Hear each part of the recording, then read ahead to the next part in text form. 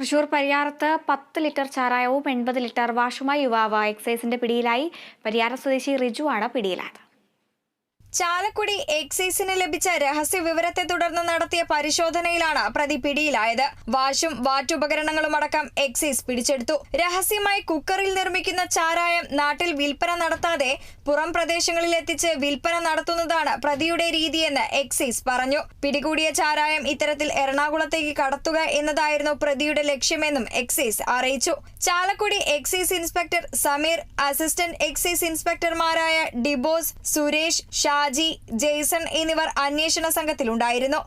ഇന്നേ ദിവസം Chalakudy range party Pariyaram Manalayi ഭാഗത്ത് നടത്തിയ പരിശോധനയിൽ 10 ലിറ്റർ ചാരായവും അതുപോലെ 80 ലിറ്റർ ഈ വാഷും വാറ്റുപകരണങ്ങളും സഹിതം ഒരു വേങ്ങൂരാൻ റിജു എന്ന് പറയുന്ന ഒരാളെ അറസ്റ്റ് ചെയ്തിട്ടുണ്ട്. അയാൾ പ്രാദേശികമായിട്ട് ചാരായ വിൽപ്പനയില്ല. ഇവിടെ നിന്ന് രഹസ്യമായി പ്രഷർ കുക്കറിലൂടെയാണ് ഇത് വാറ്റിയെടുക്കുന്നത്. എന്നിട്ട് എറണാകുളം ജില്ലയിലോട്ട് കടത്തുന്നതായിട്ടാണ് വിവരം. ആ രഹസ്യ വിവരത്തിന്റെ അടിസ്ഥാനത്തിലാണ് ഇന്ന കാലത്ത് പരിശോധന നടത്തിയിട്ടുള്ളത്. പ്രതിയെ കോടതിയിൽ ഹാജരാക്കി.